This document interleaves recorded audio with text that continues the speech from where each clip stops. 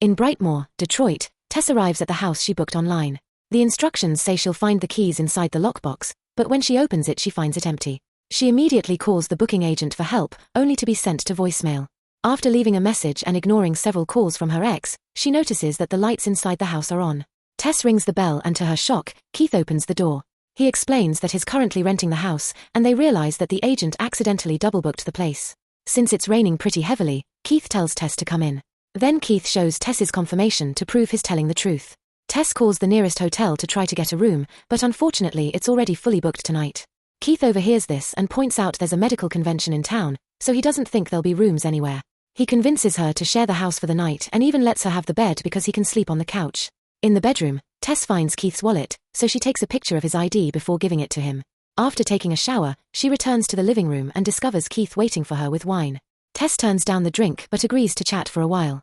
She shares that she's in town for a job interview with a documentary filmmaker named Catherine, and Keith reveals that Catherine's next film will be about a Detroit music collective, which is one of the founders of. Having something in common helps them get along, and the conversation lasts hours while Tess ends up drinking anyway. In the middle of the night, Tess is awakened by the door creaking. Suddenly she hears a screech and discovers that the bedroom door is open. Keith is having a nightmare on the couch, so he's the one making weird noises. Tess comes closer and shakes his arm, calling his name. At first nothing happens, however when she tries again, he's startled awake and she screams in shock. Tess asks him if he opened her door, but he swears he didn't. Then Tess goes back to the bedroom and makes sure to lock the door before going to bed. The next morning Tess wakes up to find a note from Keith saying he had to go out, but he wishes her good luck. On her way out, she leaves the key in the lockbox. Now that there's sunlight, Tess is surprised to notice that every house in the neighborhood is in ruins except for the one she rented. In the city, she meets with Catherine in a cafe for the interview. When Tess tells her where she's staying, Catherine thinks it's crazy and warns her that it isn't a good neighborhood. Moments later Tess returns to the house and sees a homeless man named Andre trying to get her attention. As he starts running toward her, she rushes to the lockbox to get the key and manages to get inside right before the guy catches up to her. He pounds on the door and tells her to come out, ignoring her when she asks him to leave. While keeping an eye on the window, Tess tries to call the police but they tell her they don't have available units now. Afterward Tess goes to the bathroom only to notice there's no toilet paper. She searches every room in the house but she can't find it anywhere, so she decides to check the basement. Tess finally finds the paper there and quickly grabs a roll, however when she tries to leave she discovers that the door has closed and locked itself. She can't open it no matter how hard she shakes it, and she can't call for help because she left her phone upstairs. Tess has the main key, so when Keith returns he won't be able to come in. There's also a window that she can't open. While looking around for something she can use to open the door, Tess discovers a rope coming out of a hole in the wall. When she pulls it, a secret door opens. It's very dark inside, so she decides to ignore it. Hours later, Tess gets tired of waiting, so she grabs a mirror and reflects the basement light into the mysterious room. Now she can see a short corridor, so she crosses it and finds another door. She opens it and turns on the light, which reveals an old mattress, a bucket, a camera, and a bloody handprint on the wall.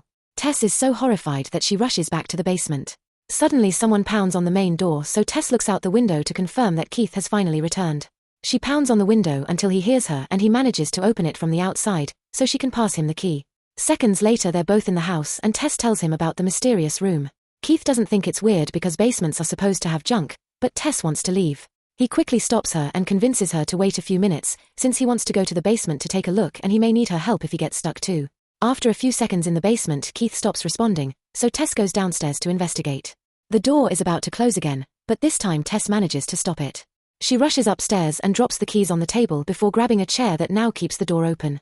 Then she goes to the mysterious room, however Keith isn't there. Tess looks around the corridor and thanks to the phone's light, this time she sees a new door. When she opens it, she finds a very creepy tunnel. At that moment Tess hears Keith asking for help, so she gathers her courage and descends into the tunnel. After crossing a gate, she finds some empty cages with bowls in them. As she starts crying, she keeps searching the tunnel until she's startled by something, but it's just Keith. He's also terrified and says someone bit him. They agree they need to leave but they can't agree on which way is the exit, so an argument ensues. Suddenly a naked monstrous lady appears in the corridor and grabs Keith to start bashing his head on the wall until he's dead. Then this monster roars at Tess. Meanwhile successful actor AJ is driving near the beach when he receives a call from his producers. They inform him that his co-star has accused him of abuse, so he's now fired. As AJ denies it and freaks out, the producers inform him that the media already has the story. AJ hangs up and stops the car to stare at the ocean in shock. Sometime later AJ goes to see his accountant, who points out he won't be able to afford a lawyer and keep this fancy lifestyle. Since the industry won't give him any new opportunities, AJ has to start considering selling some assets, and his accountant even tells him that he quits. Afterward, AJ flies to Detroit and notices that the incident is already on the news, so he has to lie low. In the evening, he arrives at Brightmoor, revealing he's the owner of the mysterious house and wants to sell it. After seeing Tess' car parked outside, he enters the house and finds the chair blocking the door, so he moves it and closes the basement. Then he notices Keith's and Tess' things in various rooms, yet there's nobody around. He calls his house agent, who tells him there haven't been any bookings in weeks. AJ thinks there may have been squatters in the house, but that's not the agent's problem, so she hangs up. Later, AJ goes to a bar with a friend and admits he did take advantage of his co-star, but he doesn't see it as a big deal. In fact, he insults her for wanting to ruin his career. When AJ returns to the house, he leaves a message on his co-star's voicemail to apologize even though his lawyer told him not to speak to her. The next morning, AJ wakes up with a terrible hangover that makes him throw up. He then searches all the abandoned bags and suitcases until he finds Tess' laptop. Her name appears on the screen, but AJ can't access the computer without a password. After finding the keys on the table, AJ looks at the basement, where the light isn't working anymore. Nobody answers when he calls, however he hears a noise that startles him. Concluding that the squatters are down there, AJ gets dressed and grabs a knife and a flashlight before descending into the basement. As he looks around, he hears another noise and finds the rope, so he pulls it and discovers the hidden door. Soon he finds the creepy room, but this only makes him excited. AJ returns to the living room and searches online for information to know if underground spaces increase a house's value. He learns that he can separately, so he grabs a measuring tape and rushes downstairs to measure the secret areas. He even moves the bed to do this, not disturbed by the implications of the room at all. Eventually, AJ finds the other door and gets more excited when he sees the tunnel. He continues to take measurements and doesn't stop until he hears some music. There's a light at the end of the tunnel, so he follows it to find one more room. It smells terrible, the floor is covered with old blankets, and a small TV is playing a video of a mother feeding a baby. Suddenly, the measuring tape starts getting pulled, so AJ lets go of it and watches it disappear in the tunnel. When he hears a strange noise, he immediately starts running. He accidentally trips and drops the flashlight, which starts malfunctioning. The light is still enough for AJ to see the monster coming, and she gets close enough to growl in his face. AJ runs again only to end up falling into a hole and hurting his arm. After the creature covers the hole with a lid, AJ is startled by Tess, who covers his mouth and tells him to be quiet. A flashback to 1982 shows how nice the neighborhood used to be. The house was originally owned by Frank, who one day went to the grocery store to buy supplies for a home birth. Once he had everything he needed, he put it in the trunk and got ready to go home, but at that moment he noticed a beautiful woman. He decided to follow her instead and parked outside her house. It was clear it wasn't Frank's first time doing this because he had a disguise ready in his trunk. He pretended to be an electrician and knocked on the woman's house, saying he was checking every house in the neighborhood because there had been some outages. The woman let him in and Frank sneaked into the bathroom, where he unlocked the window. On his way home, Frank was approached by his neighbor, who told him he was selling his house because the neighborhood was going to hell. After announcing that he'd never move, Frank took all the supplies to the basement, where a woman's screams could be heard. In the present, Tess tells AJ to stay calm to avoid upsetting the creature. At that moment, the monster appears and offers them a baby bottle. Tess drinks from it without hesitation and asks AJ to do the same because the creature wants them to be her baby. However, AJ refuses, so the monster descends into hole 2. She gently pets Tess' head and calls her baby, but she growls at AJ as she grabs his neck. Suddenly, the creature drags AJ out of the hole and takes him to the TV room, where she forces him to drink her milk while following the video on the screen.